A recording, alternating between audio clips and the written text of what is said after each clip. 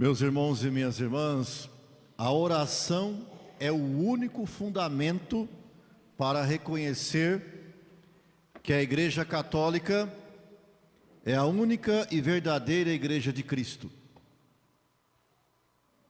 O rebanho de Cristo, que são os fiéis, o povo, e os pastores, que são os apóstolos, são amparados aos cuidados amorosos de Deus quando rezam. Os sentimentos dos fiéis, ao ter seu pastor, que é Pedro, preso, não os faz recorrer à rebeldia, à agressão física ou agressão verbal, ou qualquer tipo de violência para resolver o problema da prisão de Pedro. Mas a oração, como o único remédio invencível.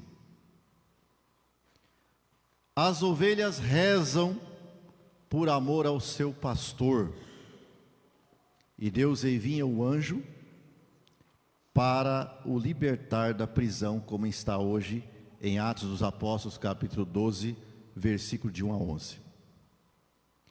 Jesus não quis uma igreja que vive da opinião das pessoas, onde cada um interpreta Jesus do seu modo, inventam um Jesus conforme seu desejo, de acordo com os seus próprios interesses e suas comodidades. Por isso que em Mateus capítulo 16, versículo 13, Jesus diz: o que as pessoas dizem por aí quem eu sou? Elas dizem que eu sou esse ou aquele profeta. E para vocês, quem eu sou? Quando Pedro responde a essa pergunta de Jesus, ele é elogiado por ele. Porque Pedro não chegou à conclusão de quem é Jesus por meio das interpretações da maneira do mundo, sociológicas, políticas, ideológicas, de acordo com o gosto ou interesse das pessoas, mas pela oração, pelo trato de amizade com Deus. Jesus então declarou: feliz és tu, Simão, filho de Jonas, porque não foi a carne e nem o sangue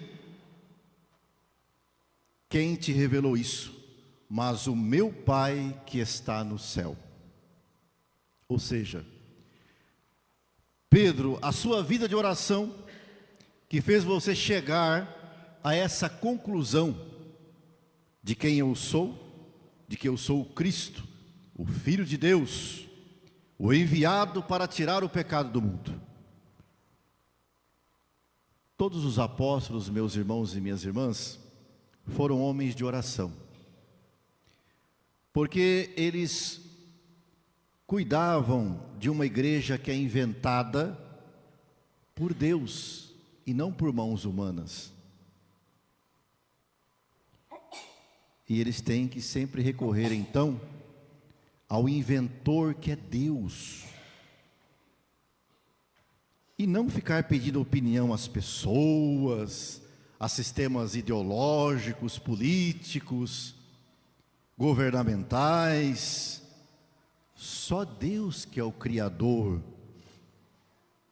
de tudo que existe, principalmente da igreja.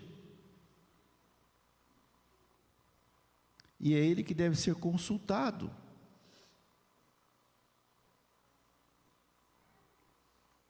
Como deve ser a vida da igreja, como Ele quer a sua igreja, porque é dele, e é nós que cuidamos. E isso só é possível pela oração. Por isso que Jesus diz para Pedro: não foi a carne nem o sangue que te revelou quem eu sou, Pedro, mas o meu Pai que está nos céus. Ou seja, você rezou, não recorreu a sistemas ideológicos, políticos, governamentais para dizer quem eu sou. São Paulo, apóstolo, compreendeu que cuidar da igreja de Cristo, do rebanho de Cristo, nesse mundo de pecado, é um combate contra os poderes das trevas. Quando, na sua segunda carta a Timóteo, capítulo 4, versículos de 6 a 8, no final da sua vida, ele conclui: combati o bom combate, terminei a minha corrida, guardei a fé.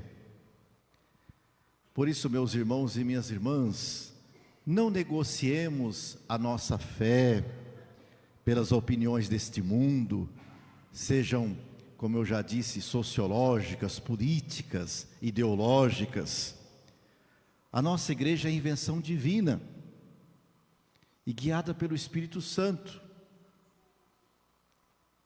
Uma das provas disso é que ela existe já há 2000 anos. E nós somos filhos dessa igreja. E ao mesmo tempo, o rebanho de Cristo, que deve ouvir a voz do bom pastor, por meio dos seus apóstolos. Por isso somos a Igreja Católica Apostólica. Amemos a nossa igreja, amemos a doutrina, e jamais vamos trocar por qualquer coisa deste mundo, de maneira alguma, mesmo que chegue a ponto de derramar o nosso sangue, mas jamais vamos entregar a doutrina da igreja pelas forças do mundo, porque Paulo diz: combati o bom combate. Significa o quê?